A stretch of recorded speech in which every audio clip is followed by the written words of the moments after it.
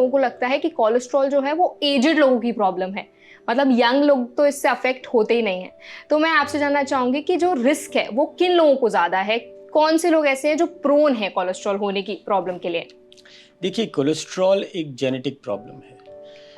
ये ज़रूरी नहीं कि जो लोग ओल्ड एज के हों उन्हें कोलेस्ट्रॉल हो, ये ज़रूरी नहीं जो ओबीज़ हों या मोटे हों उनको कोलेस्ट्रॉल की प्रॉब्लम हो। मेजॉरिटी पेशेंट्स जो हमारे पास आते हैं वो बिल्कुल थिन बिल्ट होते हैं, रोज़ जिम करते हैं, उनको भी कोलेस्ट्रॉल ज़्यादा निकलता है। उनके लिए बहुत सरप्राइजिंग होता है, बिकॉज एक मिथ और एक पर्सपेक्टिव ये बना हुआ है कि कोलेस्ट्रॉल ऐसे ही लोगों को होता है जो बहुत ओवरवेट होते हैं, बट ऐसा नहीं है। कोलेस्ट्रॉल एक काफ़ी जेनेटिक प्रॉब्लम है। अगर आपके पेरेंट्स को कोलेस्ट्रॉल्स हाई थे तो आपको होने के चांसेस ज़्यादा हैं, और ऐसी बहुत सारी जेनेटिक इश्यूज हैं, डिजीजेज हैं, जिनकी वजह से इवन यंग पेशेंट्स जिनमें कोलेस्ट्रॉल ज़्यादा हो सकता है। And most of the times ये रीज़न इसलिए होता है बिकॉज कोलेस्ट्रॉल तोड़ने के लिए केमिकल शरीर खुद बनाता है। ओके। अगर वो केमिकल शरीर नहीं बना रहा है तो आपके कोलेस्ट्रॉल्स टूटेंगे नहीं, ब्रेक नहीं होंगे, तो कहीं ना कहीं जाके डिपॉजिट होंगे, एंड उस डिपॉजिट होने की वजह से कोलेस्ट्रॉल लेवल्स बढ़ने लगते हैं। तो ये किस में होगा, किस में वो केमिकल की कमी है, इसको जानने का कोई तरीका नहीं है एक्सेप्ट ब्लड इन्वेस्टिगेशंस।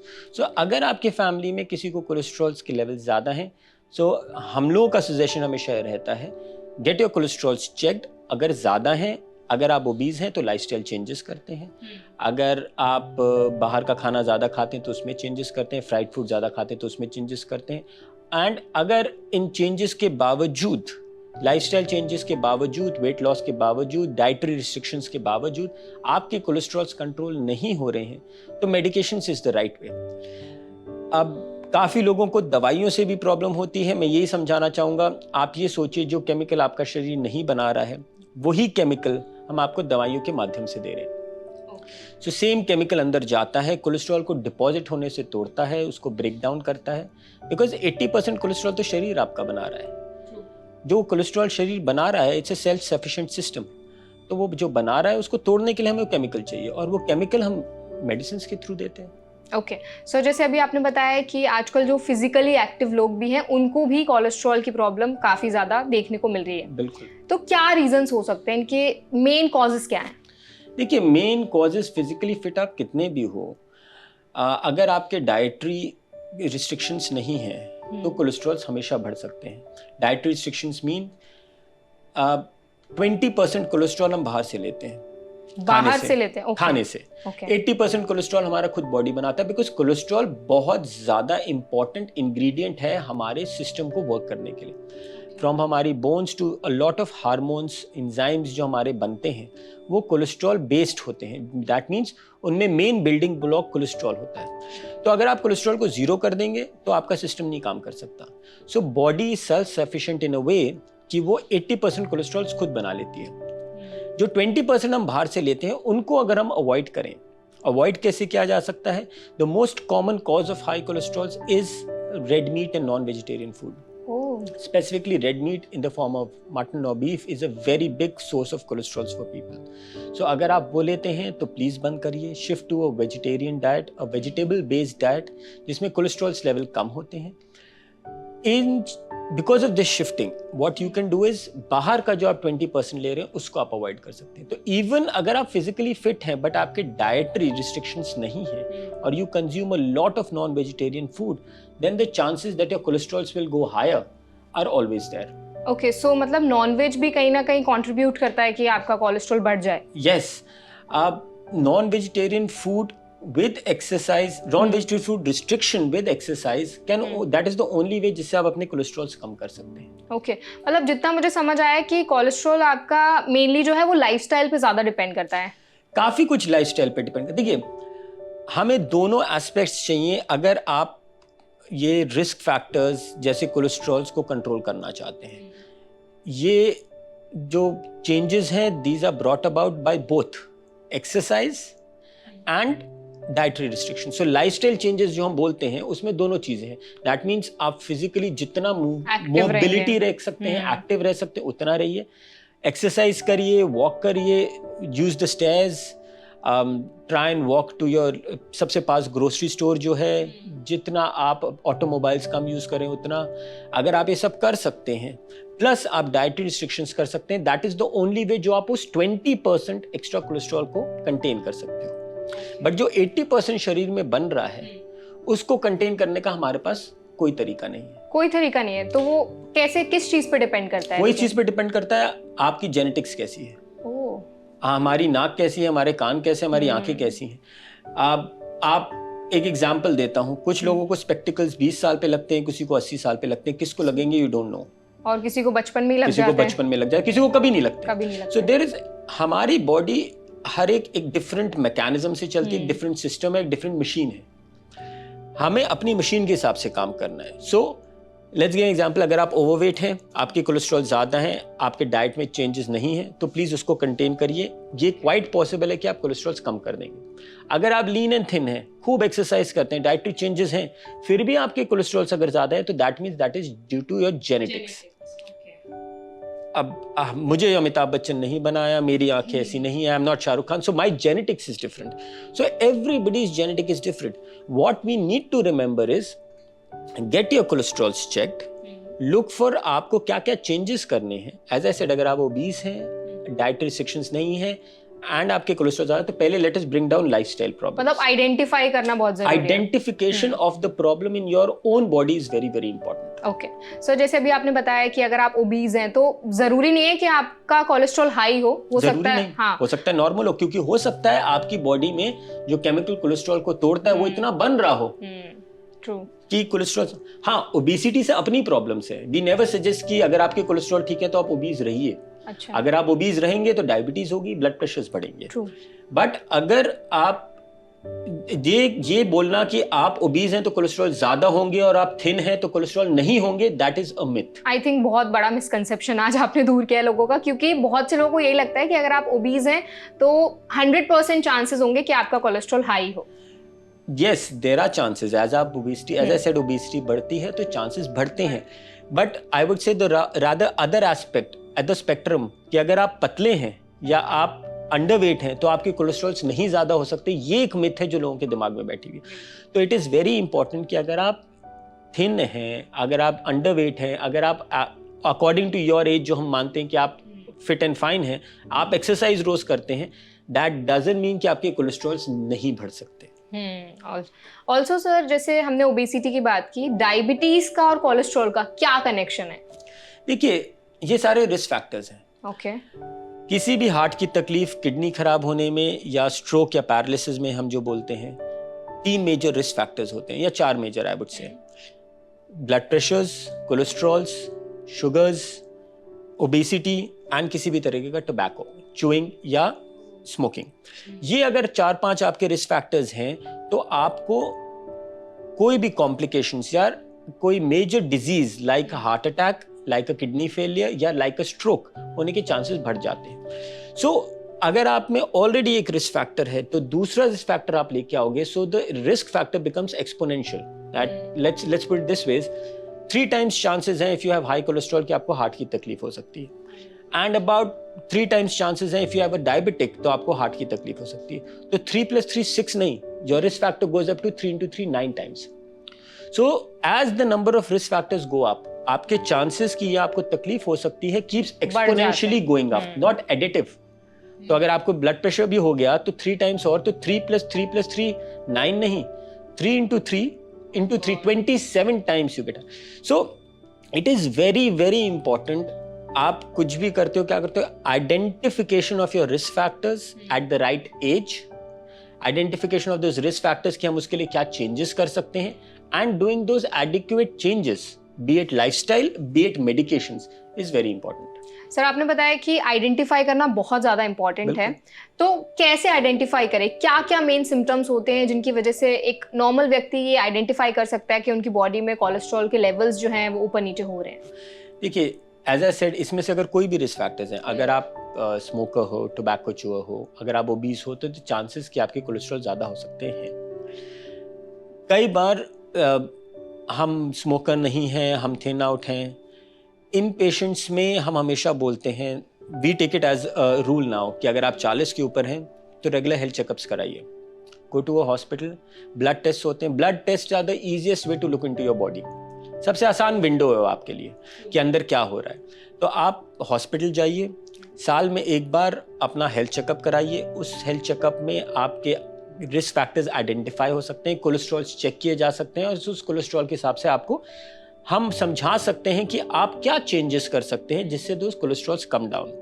और अगर उन चेंजेस के बावजूद आपकी कोलेस्ट्रॉल्स कम नहीं होते, then medications is the answer. So risk factors identification is always important. So anybody above 40 साल में एक बार, anybody above 60 6 महीने में एक बार पकड़िए। See, ये सारी डिजीजेस आर लाइक, लोग बोलते थे पहले कि कैंसर को जल्दी पकड़िए, जल्दी पकड़ेंगे, जल्दी ट्रीट करेंगे। So get yourself tested. And मैं अपने पेशेंट्स को हमेशा बोलता हूँ, the best day to do it is on your birthday. Why, sir? One, you'll remember the date. क्योंकि आपको याद रहेगा हमने लास्ट टाइम टेस्ट करा हुआ है। और अगर आपके रिस्क फैक्टर्स नॉर्मल आए तो इससे अच्छा अपने बर्थडे गिफ्ट आप अपने आप को नहीं दे सकते। That's great, amazing. I mean, ये बहुत अच्छा टिप आपने आज शेयर किया कि अपने बर्थडे पे चेकअप्स कराओ तो आपको एटलीस्ट याद तो रहेगा आपने लास्ट टाइम कब करवाया है। इफ आई नो कि मेरा सब ठीक चल रहा है एंड मेरा रिस्क कम है, that is the best birthday gift. And just in case if I found out कि कुछ गलत है तो मैंने उसको जल्दी पकड़ा, that is also my best birthday gift. So win और लूज कुछ नहीं बचता इसमें। इर्रिस्पेक्टिव ऑफ एनीथिंग आपको पता चल जाएगा कि आप कहाँ हो। इट्स लाइक गिविंग एग्जाम्स यार। हम एग्जाम्स क्यों देते हैं? ताकि हम और अपना टेस्ट ले सके ना, टेस्ट ले सकें, इससे हमें पता हो कि पिछले एक साल में हमने क्या सीखा, क्या नहीं सीखा, कितने पानी में हम yes, कितने पानी में, कितना इंप्रूवमेंट हमें जरूरत। सो अंटिल एंड अनलेस आप टेस्ट लोगे अपना, हाउ विल यू नो कि यू आर गुड इनफ और not. That is amazing. Also sir, अभी आपने बताया कि टेस्ट कराना जरूरी है, तो क्या नॉर्मल रेंज क्या होती है कोलेस्ट्रॉल की? देखिए, नॉर्मल रेंजेस आर सारी डिपेंडेंट ऑन कि आपकी एज क्या है, आपके रिस्क फैक्टर्स क्या हैं, आपका जेनेटिक मेकअप क्या है, क्या आपकी फैमिली में रिस्क फैक्टर्स हैं ऐसे। सो जो हम नॉर्मल रेंजेस देखते हैं on lab reports, they vary. So आप कभी भी लैब रिपोर्ट्स देखोगे तो उसमें एक चीज लिखी होती है, please go to your clinical correlation करिए। किसी भी एक्सरे में, किसी भी रेडियोलॉजी में, किसी भी पैथोलॉजी में आप थिन प्रिंट में लिखा होता है प्लीज कोरिलेट क्लिनिकली। इसका मतलब होता है जिन्होंने आपको टेस्ट बोले हैं उनके पास वापस जाइए। ठीक है। सी, फॉर एनी इन्वेस्टिगेशन पर्पसेस उनको नहीं मालूम आप पेट के दर्द के लिए करा रहे हो कि आप हार्ट की तकलीफ के लिए करा रहे हो। ऑल जो रेडियोलॉजिकल या इन्वेस्टिगेटिव एजेंसीज होती हैं, दे आर इन्वेस्टिगेटिंग जिस चीज़ के लिए आप आए हो, बट आपने वो इन्वेस्टिगेशंस क्यों लिखे हैं ये जो क्लिनिशियन जिसने आपको देखा है वो डिसाइड करता है। सो अगर मेरे पास एक पेशेंट आता है तो मेरे लिए उसके कोलेस्ट्रॉल लेवल्स डिफरेंट हो सकते हैं। So let's say for Varsha, you cholesterol levels मेरे लिए कंप्लीटली अलग हैं compare to anybody else who is same 30, 40, 50, 60 year old. तो मेरे लिए बहुत, मैं क्यों करवा रहा हूं आपको टेस्ट, इस पे डिपेंड करता है मेरी रेंज क्या है। But as a whole we always say कि जो हम खराब कोलेस्ट्रॉल्स मानते हैं उन्हें हम एलडीएल बोलते हैं। एलडीएल आपके try and keep them below 100। अगर आपको कोई हार्ट की तकलीफ नहीं है, अगर आपको कोई जेनेटिक्स प्रॉब्लम्स नहीं है, अगर आपको हैं, अगर आपके फैमिली में स्ट्रॉन्ग जेनेटिक्स है, कोलेस्ट्रॉल ज्यादा है, रहते हैं लोगों के, या किसी को हार्ट की तकलीफ हो चुकी है, so try and bring down them to below 70 as much as you can. Okay sir, आपने ना जेनेटिक के बारे में काफी मेंशन किया है कि आई थिंक जेनेटिक जो फैक्टर है वो काफी इंपॉर्टेंट है कोलेस्ट्रॉल के लिए। तो ऐसे कौन से जेनेटिक कंडीशंस हैं जिनकी वजह से कोलेस्ट्रॉल हमारा हाई हो सकता है, उसका रिस्क रहता है? देखिए, कंडीशंस हैं, जैसे हम लोग हाइपर ट्राइग्लिसरीमिया बोलते हैं, हाइपर कोलेस्ट्रीनीमिया बोलते हैं। एक हमारे यहाँ डिजीज होती है फेमिलियल हाइपर कोलेस्ट्रीनीमिया। ये क्या होता है सर? फेमिलियल हाइपर कोलेस्ट्रीनीमिया मीन्स कि आपकी बॉडी वो केमिकल बना ही नहीं रही है। सो आपके कोलेस्ट्रॉल्स बचपन से ही बहुत हाई रेंज पे रहते हैं। सो ऐसे पेशेंट्स में हार्ट की तकलीफ होने के चांसेस बहुत ज़्यादा हो जाते हैं। सो जब तक आई डू नॉट नो आपको है, तब तक मैं आपको सही एडवाइस नहीं दे पाऊंगा। एज ए डॉक्टर मेरे लिए एडवाइस देना तभी इंपॉर्टेंट है जब मेरे पास सारे पत्ते सामने हो, तभी मैं आपको राइट एडवाइस दे सकता हूँ। सो आपको फेमिलियल हाइपर कोलेस्ट्रीनीमिया है कि नहीं है, इसका जानने का तरीका एक और है, वो है ब्लड इन्वेस्टिगेशंस। हो सकता है आप बिल्कुल थिन हो, वेल बिल्ट हो, रोज जिम जाते हो, you got a amazing Salman Khan, Hrithik Roshan body, but that doesn't mean कि आपके कोलेस्ट्रॉल ज्यादा नहीं हो सकते। तो टेस्ट कराइए, अगर ज्यादा है तो will give you the right advice what to do. बिल्कुल। सर अभी आपने बताया कि क्या क्या कंडीशंस में आपको रिस्क फैक्टर हो सकता है।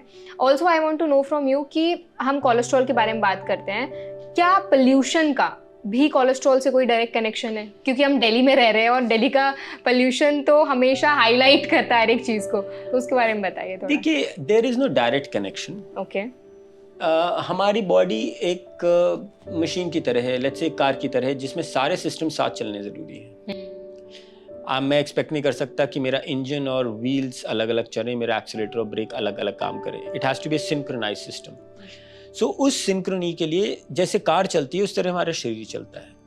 तो अगर मेरे कोई रिस्क फैक्टर्स बढ़े हुए हैं, so pollution obviously because of multiple things, respiratory problems, इन चीज़ों की वजह से आपके उस सिस्टम को गड़बड़ा सकता है। सो वो मेरा जो बैकअप होगा लंग से पोल्यूशन की वजह से वो कम हो सकता है, and it can lead to a system failure. See, हमारा हार्ट का सिस्टम, ब्रेन का system, kidney system, respiratory system अलग अलग काम नहीं करते, they have to work together. So पूरा सिस्टम जब साथ चलता है तो ठीक है। अगर उसमें कहीं पे भी एक गड़बड़ आती है तो that whole system comes down. So direct correlation कोई नहीं है पोल्यूशन से, बट यस, कोई भी चेंज शरीर में जो सिस्टम बिगाड़ दे, that can cause anything. Okay sir, जैसे हम कोलेस्ट्रॉल के बारे में बात करते हैं तो हमने रिस्क फैक्टर्स के बारे में बात की, ऑल्सो कॉजेज सिम्टम्स पे भी हमने डिस्कस किया। अगर किसी को कोलेस्ट्रॉल है तो उनकी बॉडी में क्या क्या एडवर्स इफेक्ट्स हो सकते हैं? देखिए, कोलेस्ट्रॉल की वजह से 3 मेजर प्रॉब्लम्स हैं। सबसे इंपॉर्टेंट हार्ट अटैक है, जो बहुत कॉमन है। Heart attacks are very very very common, specifically young patients में आजकल बहुत हो रहे हैं, जस्ट बिकॉज हमारे लाइफस्टाइल काफ़ी ख़राब है। We are under lot of stress. पहले तो फैमिली एंड वर्क स्ट्रेस होता था, आजकल social media stress is the biggest thing. Number of likes, ज़्यादा बड़ा number of likes and posts are very important दुनिया में, and we are competing for each thing. हमें लगता है एक पोस्ट हमने देख लिया तो हमें लगता है यार उसके पास ने ये कर दिया, मैंने नहीं किया, so कितनी हैपनिंग है, that stress becomes very difficult. So in cases में it is very very important कि हम ये सारे रिस्क फैक्टर्स कंट्रोल करें, बिकॉज कोलेस्ट्रॉल की वजह से हार्ट की तकलीफ, कोलेस्ट्रॉल की वजह से strokes are very very important. Sir जैसे अभी आपने बताया कि क्या क्या रिस्क फैक्टर्स और हो सकते हैं बॉडी के लिए अगर आपका कोलेस्ट्रॉल हाई है, तो क्या कोलेस्ट्रॉल का हमारी स्किन पर जैसे कि एक्ने हो जाना या फिर पिंपल्स हो जाना, ऐसी कुछ कंडीशंस भी हो सकती हैं? नहीं, डायरेक्ट कोई रिलेशन नहीं है कोलेस्ट्रॉल का, बट अगर आप नोटिस करो कई पेशेंट्स जिनमें फैमिलियली कोलेस्ट्रॉल ज़्यादा होते हैं, उन पेशेंट्स में क्या होता है, अगर आप नोटिस करोगे कई लोगों के आईलिड्स के ऊपर एक वाइट स्पॉट्स होते हैं, उनको हम ज़ैंथेमा, ज़ैंथेलोमास बोलते हैं। वो are mostly seen in patients जिनमें बचपन से कोलेस्ट्रॉल ज़्यादा हो, या जिसे हम फेमिलियल हाइपर कोलेस्ट्रीनीमिया बोलते हैं। तो ये एक इनडायरेक्ट एविडेंस है जो कई पेशेंट्स में हमें देखने को मिलता है, यंग में भी, ओल्ड में भी। बट हाँ, कोलेस्ट्रॉल्स अगर बहुत ज़्यादा हो, so that is one skin thing which you can see, otherwise कोई डायरेक्ट स्किन चेंजेस नहीं देखने को मिलता है। So we usually talk about good cholesterol, bad cholesterol, तो ये क्या होता है, थोड़ा इसके बारे में बताइए। सो डेकेड बैक ये सोचा जाता था कि क्वांटिटी ऑफ कोलेस्ट्रॉल से फ़र्क पड़ता है। बेसिकली हमारे इसमें सोच के लिए, for a layman to understand, एक bad cholesterol is LDL which is low density बोलते हैं हम लोग उनको, and good cholesterol is HDL। तो डेकेड बैक ये देखा जाता था कि अगर आपकी HDL ज़्यादा है, LDL कम है, तो दैट मीन्स रेशियो ठीक है, सो आपको हार्ट की तकलीफें या ब्रेन की तकलीफें बिकॉज ऑफ कोलेस्ट्रॉल होने के चांसेस कम हो जाते हैं। But in the last 1 decade research has shown कि क्वांटिटी से फर्क नहीं पड़ता, क्वालिटी ऑफ कैसे है। सो अगर आपका HDL या गुड कोलेस्ट्रॉल कम भी है बट उसकी quality of those molecules are very good, then वो आपको फायदा देता है। इसी तरह अगर आपका LDL या बैड कोलेस्ट्रॉल हम बोलते हैं, अगर उसकी क्वांटिटी बहुत ज़्यादा हो बट उसकी क्वालिटी अच्छी हो, तो आपके बैड सिस्टम्स को रोक लेता है। बट ओवरऑल, बिकॉज ये काफ़ी कॉम्प्लिकेटेड सिस्टम हो जाता है, हमें समझना है कि HDL या गुड कोलेस्ट्रॉल बढ़ाने का कोई तरीका नहीं है हमारे पास। द ओनली तरीका is good diet, exercise. LDL कम करने का हमारे पास तरीका है which is good diet, exercise and medications. दवाइयों से हम गुड कोलेस्ट्रॉल बढ़ा नहीं सकते बट बैड कोलेस्ट्रॉल कम कर सकते हैं। इट इज बिकॉज दवाइयों से हम वही केमिकल्स आपको दे रहे हैं जो उस बैड कोलेस्ट्रॉल को या LDL की लेवल्स को कम करा सकती है। ओके।